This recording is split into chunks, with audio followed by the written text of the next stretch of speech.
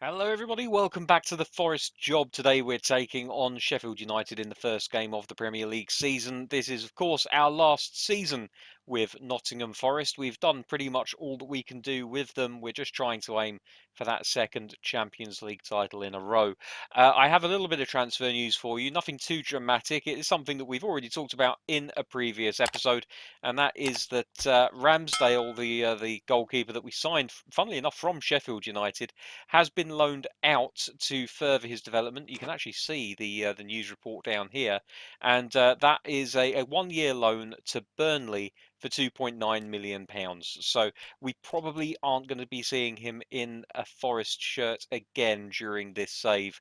Um, I just felt that with the goalkeepers that we had, he was the third best of the three, and Meslier really is, despite being a impulse buy to stick two fingers up at Leeds, he really is the best of the rest where it comes to the goalkeepers. So Meslier retains his place in the squad, and Ramsdale has moved on. Still no takers for Ioannis Hadji. It's still got a lot of time left in the transfer window for something to happen there. I'll let you guys know if anything happens in that regard. Right, so now on to the game today. As I said, we are going to be playing against Sheffield United. I've already taken the liberty of dealing with the press conference, but we do get the unfettered joy of watching yet another psychic rendition of the team talk by Pep Guardiola's twin brother, Dave Roberts, as he reminds the team how to play and how to play well. I really don't understand the choices they made with this cut scene. You can hear him clapping, but you can't hear him talking. He is apparently a mute. Interesting that, but there we go. We're going to skip past that now that the comedy is out of the way. We can get into the game plan and we can see who's going to be representing us on the field today. And as you would expect for the first game of a brand new season, everybody is fit and raring to go. The only changes I'm thinking of making are to bring off Hernandez and put Nketiah in his place, but I don't know, there's a soft spot that I've got for Hernandez, and I think he's going to keep his place as a result of that soft spot. I'm probably soft in the head as well as being soft-hearted. Ihattaren, because we have so much talent in the squad this season, I'm taking the decision that unless I feel that tactically we could use them, I'm going to be rotating the bench and the team a lot more. If we get any orange arrows, despite the fact that we have proven that orange doesn't really affect how a player actually plays the game, I am going to rotate them out, especially if they're on the bench, and I'm going to rotate them out for players who need the game time. You'll notice that Pellegrini is not included in the standard matchday squad, but with Ihattaren struggling for form, we can make the change to bring Pellegrini into the side. That does leave us a little bit light where it comes to a support striker, but of course we can play two strikers up front, and we have proven that two strikers up front can work quite well for us. The rest of the team we're going to leave pretty much standard. Busquets and Wilson keeping their places in midfield, and the back line really not affected at all. Joe Worrell is hanging on tooth and nail to his starting place in this team. He is the captain, so it would take a very stone-hearted person to completely remove him from all duties. We're going to make a quick change to the strip. There we go. Sheffield United now playing in their green and gold away. And we can kick off. So, brand new season. The goal is simple. Above all else, we are aiming for a second Premier League, not second Premier League. We'd like a second Premier League title, don't get me wrong. But above all else, we are aiming for a second Champions League winners' medal. We want to really equal the legendary Brian Clough's achievement at the club. If we can't do it, then I'll put my hands up and admit that I would say this anyway, Brian Clough is the greatest manager in the history of Nottingham Forest, and I think he probably will be forevermore. But I would like to add my name virtually to that list of great managers as the players come out onto the pitch, applauded on by the baying crowd who are ready to see some football. I'm going to skip past the rest of it and get into what you're here for, which is good old-fashioned football action. As though you didn't have enough to feast your eyes on at the moment with the European Championships taking place as we speak. Of course, I was probably not the only one who was absolutely shocked by what happened during that Denmark match, and even as an Arsenal fan, like, football is nowhere near as important as the life of a human being, and I wish Christian Eriksen all the best in his recovery, and hope to see him playing football again down the line. Ait-Nouri can't get the ball into the area. Sheffield United have it back, and they win the header. Here's Boller, who is a fullback who starts originally at Arsenal. Bernie to Boller again. They're doing well here, building up patiently.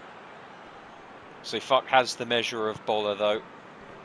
Ooh, Wilson just about holds his man off. Here's Sergio Busquets. And we managed to keep hold of the ball. It's a bit poor from us, to be honest. Yeah, it's all breaking down a little bit too easily. Sheffield United is not the easiest first game of the season. They're a good defensive outfit who can hurt you if you give them the opportunity. Here's Adam Hlošek to Camavinga, but the ball's cut out by a United player. He managed to keep it in, though.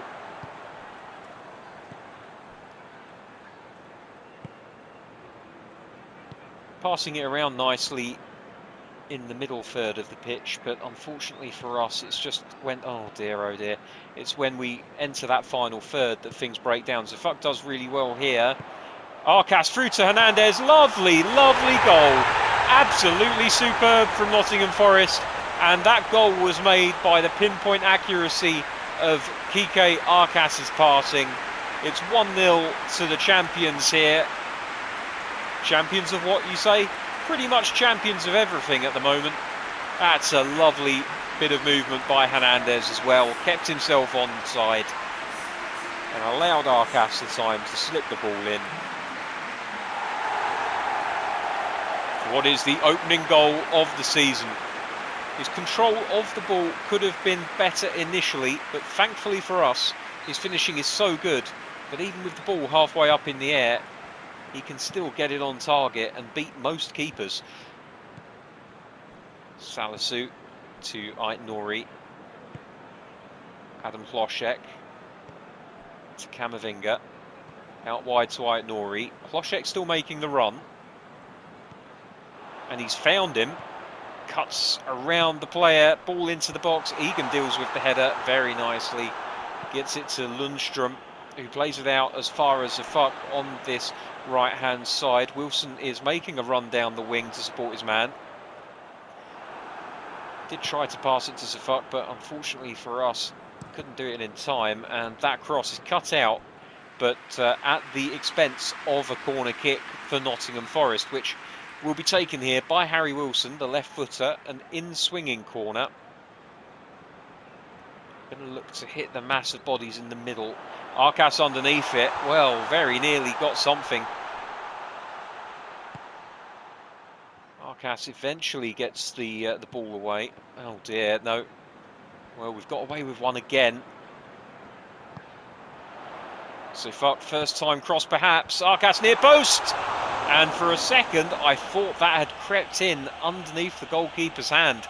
But no, it is in fact, I think, a really good save. We'll see from the replay here if the goalkeeper gets anything on it. No, the header is in fact wide. That's a real shame. Arcas is not really known for his heading ability, which makes it even more sweet when he does get a header on target. So Hernandez holds the ball up, brings in Adam Hlošek, who's looking for the return ball. Doesn't get it, unfortunately. Hlošek plays a really poor pass into the feet of the Colombian striker. And now Ryan Brewster and McBurney are looking to make something happen for the Blades. But thankfully for us, the defenders are on song today. Camavinga plays it out wide to Ait-Nouri. Now to Adam Hlošek. Camavinga gets away with one a little bit there. The defender did cut across him. Worrell plays it up towards Zifuk. Harry Wilson, back to Zifuk, loop ball over the top, lovely stuff. Into the middle. Camavinga hits one from range. Oh, Arcas, sure. Oh my word, he's offside. Never mind. For a horrible second, I thought he had missed possibly the worst. That could have been the worst miss that we have ever seen in a game of football at my hands. But fortunately for us, Arcas is adjudged to be offside, and it didn't count. Hernandez. To Arcas. Looking for Hernandez again. He's through here. Second goal. No! Great save by Schooneveld. That's a really poor pass by Zifuk.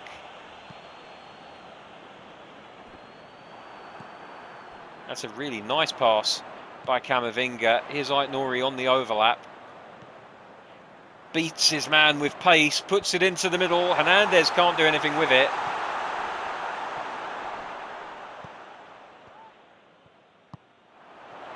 Ait-Nouri with the cross into the box. Hernandez again can't do anything with it, and Ait-Nouri recycles the ball intelligently. Here's Busquets to Harry Wilson. Busquets making a run. It's 2-0, and it's a very unlikely scorer. Oriol Busquets, the defensive midfielder, doubling Nottingham Forest's tally on the day. It's Nottingham Forest 2, Sheffield United 0. What a lovely little pass that was by Harry Wilson. He waited and he waited, and then he just played the perfect ball into the path of Busquets, who was making that run. And the cheeky little scamp finishes with the outside of his boot. Well, I never. So Nottingham Forest fully in control of this game. I should imagine we'll see a number of changes in the second half, which will reflect, the control that they have over this match. Half-time whistle goes. It's 2-0 here at the City Ground. The Premier League and Champions League winners taking a commanding lead at the start of this league season.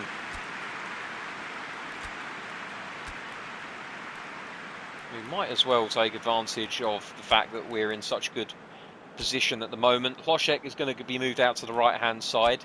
I'm going to throw Hudson-Odoi on for Harry Wilson. And I'm going to advance him up the field just enough to make him into a left wing forward. Hlošek we will retain as a right midfielder. I'm also thinking, even though Hernandez has played really well, I'm going to throw Pellegrini on just to see if we can get a goal for him. And we will keep one substitution inside our belt, just in case we need it. Because you never know, a red card, an injury, anything could happen. It's very rare in this game, thankfully, although perhaps not particularly realistically, that you suffer from injuries during the match. But it can happen, and that would be something that perhaps I would like to see a little bit more of in the next version of Pro Evolution Soccer, is injuries to actually have an effect during the game, because it seems as though that's almost completely disappeared from the franchise.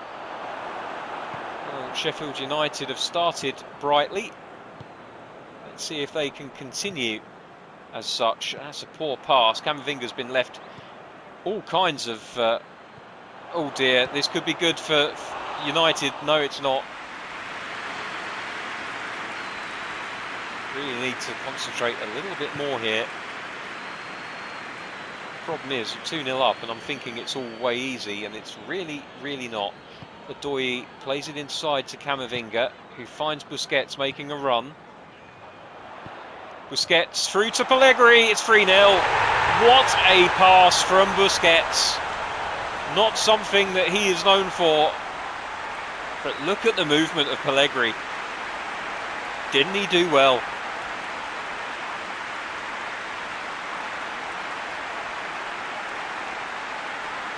outstanding pass, and the finish was simplicity itself. It's 3-0 here now at the City Ground. A slide rule pass by Oriol Busquets, who surely now has etched his name into the minds of whoever it is that gives out the Man of the Match award. He really has been superb with his end product in this game, as McBurney controls the ball in his chest and plays it to the advanced Ryan Brewster. Goalkeeper will pick up on that, and Forest can restart from a throw from the goalkeeper. Here's Camavinga. Plays it to Callum Hudson-Odoi. Busquets. Adam Hlošek. Looking for Arcas, but doesn't find him. And now perhaps there's the opportunity for a break. Oliver McBurney is holding the ball up well. Finds Bowler, who plays it back to Ampadu. Salisu does not get the flight of that. And oh my goodness me, that was very nearly a spectacular goal for Ryan Brewster, who's managed to clip the joint between the upright and the crossbar. Or has he just hit the upright? I don't know. I'll continue to say he hit the junction point because it looks better. Sifuk to Worrell.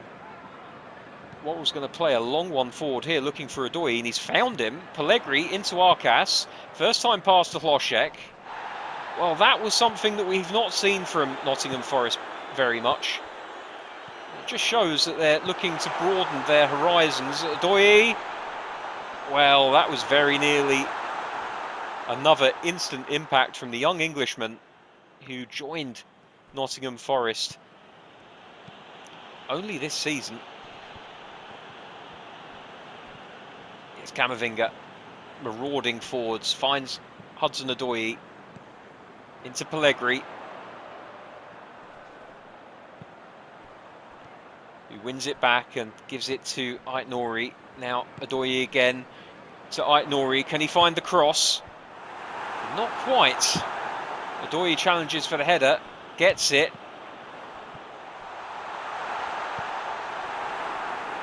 And United, despite being 3 goals down, are fighting hard here. And I appreciate the guts that they're showing here. Here's Odoi into Camavinga. Back heel, back to Odoi. Camavinga again. Moves it to Busquets now. Now Adam Hlošek. Arcas. Pellegrini. Oh, it's very nice, the move from Forest. It didn't come off for them, but the invention was there. Here's Camavinga again to Odoi. Camavinga.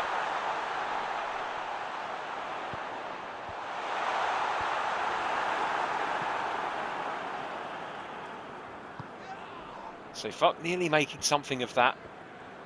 And United eventually get it away. And they move it more centrally. They play it up towards McBurney. And now Bowler on the overlap, looking to beat out Zefuk, but again, the big Dutchman will not be beaten.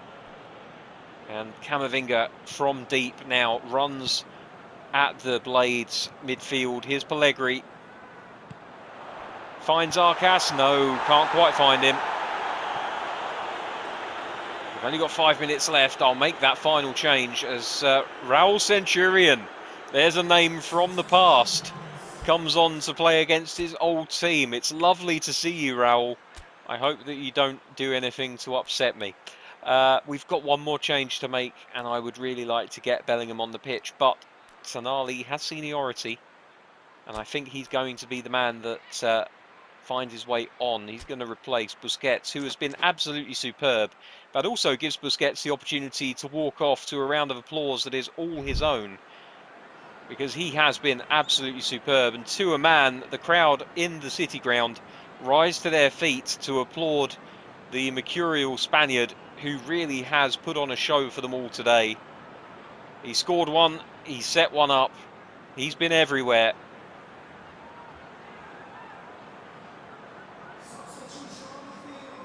I'm sure there's a song that could be written about Oriol Busquets and how he's named after an Oreo. Oh, there's a break on here. Raul Centurion leading the charge. McBurney and Norwood in support. Salisu eventually picks it up, and away we can come again. Oh, there's a little bit of a break. Got away with it though. Salisu will pick it up once again, and out we come.